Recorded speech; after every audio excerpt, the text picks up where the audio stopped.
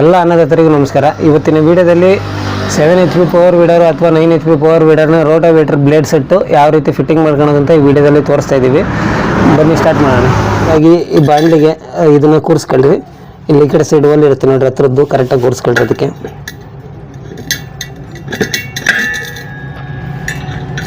ಯಾವ ರೀತಿ ಬೇಕಾದರೂ ಫಿಟ್ ಮಾಡ್ಕೋಬೋದು. ಫಸ್ಟ್ ಇದು ಬಾಂಡ್ಲಿ ಹಾಕೊಂಡ್ರೆ ನಿಲ್ಲಿಸ್ಕೊಂಡು ಫಿಟ್ ಮಾಡ್ಕೊಳಕ್ಕೆ ಅನುಕೂಲ ಆಗುತ್ತೆ ಅಂತ ಆಗ್ತಾಯಿದ್ದೀವಿ ಅಷ್ಟೇ. ಇದು ಒಲೆ ಇರುತ್ತೆ ನೋಡಿರಿ, ಇದರಲ್ಲಿ ಈಗ ಲೆಫ್ಟ್ ಒಂದು ಫಿಟ್ ಮಾಡ್ಕೊಳ್ಳಿ. ಒಂದು ಫಿಟ್ ಮಾಡ್ಕೊಂಡು ಲೆಫ್ಟ್ ರೈಟು ಆಮೇಲೆ ನೋಡ್ಕೊಂಡು ಫಿಟ್ ಮಾಡ್ಕೋಬೋದು. ಒಂದನ್ನು ಮಾತ್ರ ಕರೆಕ್ಟಾಗಿ ಫಿಟ್ ಮಾಡ್ಕೊಳ್ರಿ, ಆಮೇಲೆ ಲೆಫ್ಟ್ ರೈಟು ಫಿಟ್ ಮಾಡ್ಕೋಬೋದು.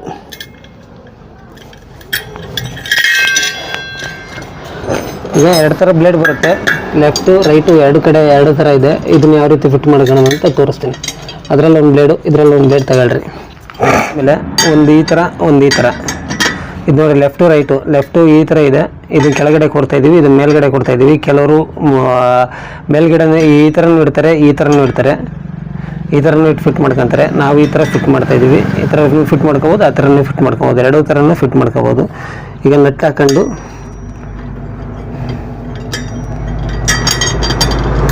ವಾಷರ್ ಹಾಕೊಳ್ರಿ.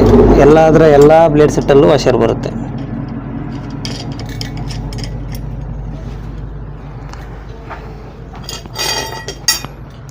ನೆಕ್ಸ್ಟ್ ಎರಡು ಬ್ಲೇಡ್ ತಗೊಳ್ರಿ.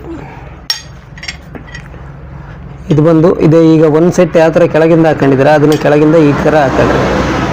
ಶಾರ್ಪ್ನೆಸ್ಸು ಫ್ರಂಟಿಗೆ ಬರಬೇಕು. ಇದು ಫ್ರಂಟಿಗೆ ಬರ್ತಾಯಿದೆ ನೋಡಿರಿ, ಈ ಥರನೇ ಕೂರಿಸ್ಕೊಳ್ರಿ.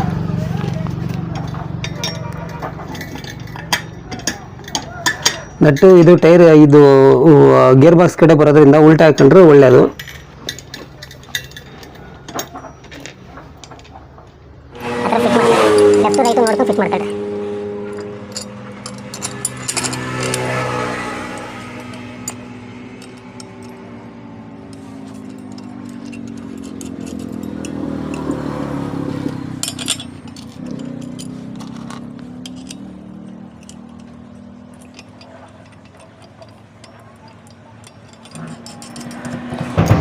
ಆಮೇಲೆ ನೆಕ್ಸ್ಟ್ ಸ್ಟೆಪ್ಪು ಅದೇ ಥರ ಫಿಟ್ ಮಾಡ್ಕೊಳ್ರಿ. ಒಂದು ಲೆಫ್ಟು ರೈಟು ಬ್ಲೇಡ್ ತಗೊಳ್ರಿ.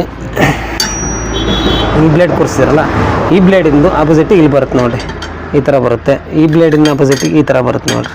ಕೆಳಗಡೆ ಒಂದು ಸ್ಟೆಪ್ಪು ಮೆಟ್ಲು ಥರಕ್ಕೆ ಈ ಥರ ಬರುತ್ತೆ. ಈ ಥರ ಬಂದಿದ್ದು ಫಿಟ್ ಮಾಡ್ಕೊಬೇಕು.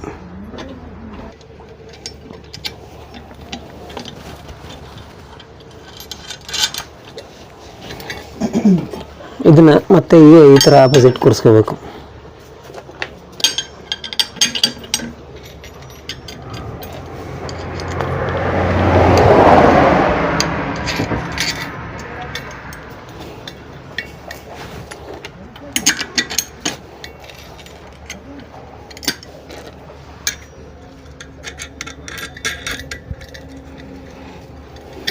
ಸೀಗೆ ಎರಡು ಸ್ಟೆಪ್ ಹೆಂಗೆ ಕೂರಿಸಿದ್ವಿ ಸೇಮ್ ಇದೇ ಥರ ಮತ್ತೆ ಕೆಳಗಡೆ ಕೂರಿಸೋದು. ಇದೊಂದು ಬ್ಲೇಡ್ ತಗೊಂಡು ಸೇಮ್ ಇದೇ ಥರ ಕೂರಿಸ್ಕೊಂಡ್ರೆ ಆಯಿತು. ಇದು ನೋಡಿರಿ, ಇದು ಬಂದಿದ್ದು ಮತ್ತು ಉಲ್ಟಾ ಹಿಂಗೆ ಹೋಗುತ್ತೆ. ಸೀದಾ ಅದೇ ಥರಕ್ಕೆ ಇಲ್ಲಿ ಶೇಪೇ ಚೇಂಜ್ ಇರುತ್ತೆ, ನೋಡ್ಕೊಂಡು ಕೂರಿಸ್ಕೊಂತ ಹೋಗ್ತಾರೆ ಅಷ್ಟೇ. ಈಗ ಯಾವ ಥರ ಕೂರಿಸಿದ್ವಿ 1 2 3 ಈ ಥರ ಬರುತ್ತೆ ನೋಡಿರಿ, ಅದೇ ಥರ ಕೂರಿಸ್ಕೊಂತ ಹೋಗೋದಷ್ಟೇ.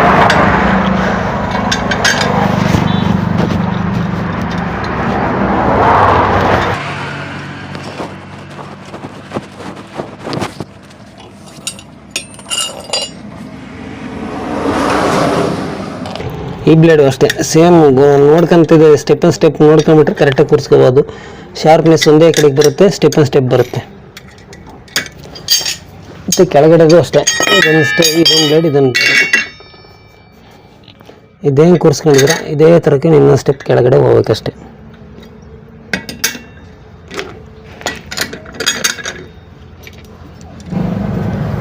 ಇಲ್ಲಿ ಆಪೋಸಿಟ್ ನಟ್ ಯಾಕೆ ಹಾಕಿದ್ದೀವಿ ಅಂದರೆ ಕಾರಣ ಇಷ್ಟೇ.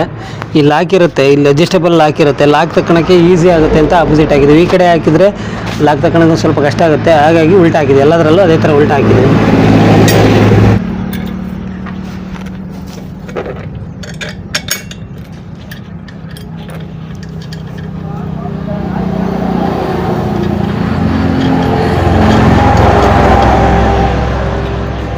ಈಗ ನೆಟ್ಟಾಗಿ ಫಿಟ್ ಮಾಡ್ಕೊಂಡಿದ್ದೀವಿ. ಲೆಫ್ಟ್ ರೈಟ್ ಕರೆಕ್ಟಾಗಿ ನೋಡ್ಕೊಂಡು ಫಿಟ್ ಮಾಡ್ಕೊಂಡಿದ್ದೀವಿ. ಇಲ್ಲಿ ಗೊತ್ತಾಗುತ್ತೆ, ಇದು ಎಡ್ಜಸ್ಸು ಫ್ರಂಟಿಗಿದೆ, ಇದು ಫ್ರಂಟಿಗಿದೆ, ಇದು ಫ್ರಂಟಿಗಿದೆ. ಸ್ಟೆಪ್ ನೋಡ್ಕೊಂಡ್ಬಿಟ್ರೆ ಗೊತ್ತಾಗುತ್ತೆ. ಇದು ಸ್ಟೆಪ್ ನೋಡ್ಕೊಂಡ್ರೆ ಗೊತ್ತಾಗುತ್ತೆ. ಇದು ಎಡ್ಜಸ್ ಎಲ್ಲ ಫ್ರಂಟಿಗೆ ಬಂದಿರುತ್ತೆ. ಸೇಮ್ ಒಂದಾಗಿದೆ. ಇದಾದಮೇಲೆ ನೆಟ್ಟು ಪೂರ ಟೈಟ್ ಹೊಡ್ಕೋಬೇಕು. ಈಗ ಬರೀ ಕೈಯಲ್ಲಿ ಇದು ಮಾಡಿರೋದಷ್ಟೇ, ನೆಟ್ ಪೂರ ಟೈಟ್ ಹೊಡ್ಕೋಬೇಕು.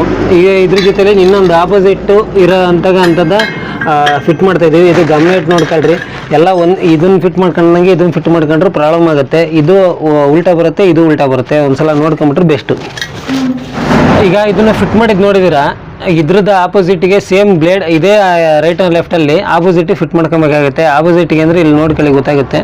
ಇದು ಬಂದು ಈ ರೀತಿ ಕೂರಬೇಕು, ಇದು ಈ ರೀತಿ ಕೂರಬೇಕು. ಅಂದರೆ ಇವೆರಡು ಒಂದೇ ಕಡೆ ಇಟ್ಟಾಗ ಇದು ಎಡ್ಜಸ್ ಮಾತ್ರ ಒಂದೇ ಕಡೆ ಕಾಣಬೇಕು. ಆ ಥರ ಫಿಟ್ಟಿಂಗ್ ಮಾಡ್ಕೋಬೇಕು. ಪಕ್ಕದಲ್ಲೇ ಇಟ್ಕೊಂಡು ಫಿಟ್ಟಿಂಗ್ ಮಾಡ್ಕೊಳ್ಳಿ. ಈ ಎಡ್ಜಸ್ಸು ಫ್ರಂಟಿಗೆ ಬರುತ್ತೆ, ಈ ಎಡ್ಜಸ್ಸಲ್ಲೂ ಫ್ರಂಟಿಗೆ ಬರಬೇಕು. ಅಕಸ್ಮಾತ್ ಇದೇ ಥರ ಫಿಟ್ಟಿಂಗ್ ಮಾಡ್ಕೊಂಡ್ರೆ, ಈಗ ತೋರಿಸ್ತೀನಿ ನೋಡಿ, ಇದೇ ಥರ ಫಿಟ್ಟಿಂಗ್ ಮಾಡ್ಕೊಂಡ್ರೆ ಎಡ್ಜಸ್ಸು ಉಲ್ಟಾ ಆಗುತ್ತೆ. ಕಲ್ಟಿವೇಷನ್ನು ಒಂದು ಕಡೆ ಹೋಗುತ್ತೆ, ಒಂದು ಕಡೆ ಹೋಗಲ್ಲ. ಸೊ ಅದರಿಂದ ಇದು ಏನು ಅಡ್ಜಸ್ಟ್ ಇದು ಫ್ರಂಟಿಗೆ ಬಂದಿದೆ, ಅದೇ ಅಡ್ಜಸ್ಟು ಇದು ಈ ಕಡೆ ಬರೋಂಗೆ ಮಾಡ್ಕೊಬೇಕು, ಫ್ರಂಟಿಗೆ ಬರೋಂಗೆ ಮಾಡ್ಕೊಬೇಕು. ಇದು ಫ್ರಂಟಿಗೆ ಬರುತ್ತೆ, ಇದು ಫ್ರಂಟಿಗೆ ಬರುತ್ತೆ. ಆವಾಗ ಕಲ್ಟಿವೇಷನ್ ನೀಟಾಗಿ ಆಗುತ್ತೆ. ಈಗ ಮಾಡಿ ತೋರಿಸ್ತೀನಿ ನೋಡಿ.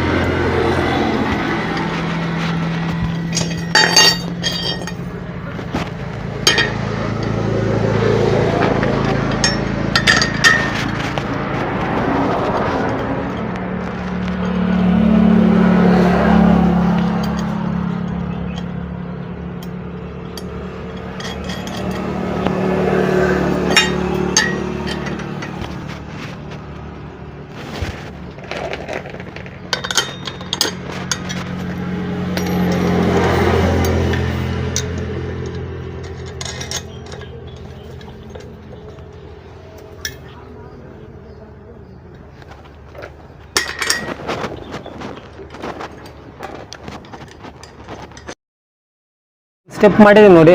ಇದು ಫ್ರಂಟ್ ಶಾರ್ಪ್ ಫಸ್ಟಿಗೆ ಬರಲಿ, ಇದು ಶಾರ್ಪ್ ಫಸ್ಟ್ ಮುಂದಕ್ಕೆ ಬರಲಿ, ಇದು ಮುಂದಕ್ಕೆ ಬರಲಿ. ಈಗ ಈ ಅಕ್ಕಪಕ್ಕ ಇಟ್ಕೊಂಡ್ರೆ ಗೊತ್ತಾಗುತ್ತೆ ಶಾರ್ಪು ಮುಂದೆ ಬರೋದು. ಈ ಥರಗೆ ಏನು ಫಿಟ್ ಮಾಡ್ಕೊಂಡಿದೆ 4 ಬ್ಲೇಡು, ಈ ಥರಕ್ಕೆ ಕೆಳಗಡೆನೂ ಫಿಟ್ ಮಾಡ್ಕೊಂಡು ಹೋಗ್ಬೇಕು. ಲೆಫ್ಟ್ ರೈಟ್ ತಗೊಂಡು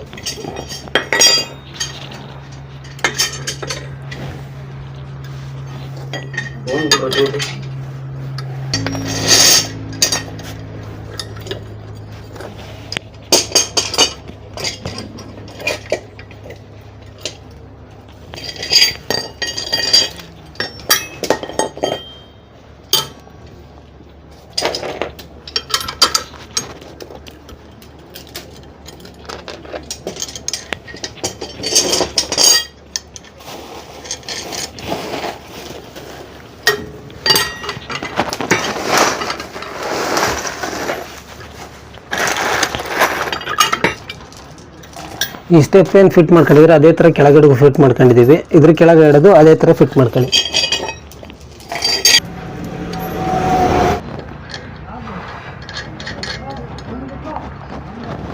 ಈಗ 3ನೇ ಸ್ಟೆಪ್ ಆಗಿದೆ. 4ನೇ ಸ್ಟೆಪ್ಪು ಕೂಡ ಈ ಸ್ಟೆಪ್ ನೋಡ್ಕೊಂಡೆ ಕೆಳಗಡೆನೂ ಫಿಟ್ ಮಾಡ್ಕೊಂಬಿಡಿ.